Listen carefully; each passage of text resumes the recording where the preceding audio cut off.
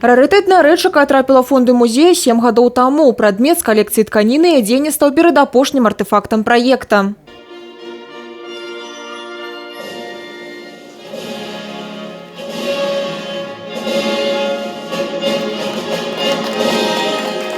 Гэта адзенне святара біскупа бостанскага, вікара ўсходнеамерыканскай епархіі Мітрафана Зноскі, які нарадзіўся ў Брэст-Літоўску на пачатку 20-го стагоддзя. У 1938-1944 годах быў настаяцелем Свята-Мікалаўскай брацкай царквы. Затым жыў і служыў у храмах Польшчы, Германии, Австрии, Марокко и США.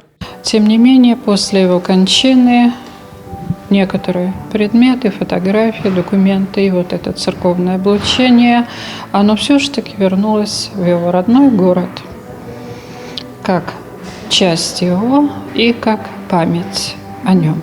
Облачение священнослужителя, в данном случае сакос, она обладает еще и определенным сакральным качеством.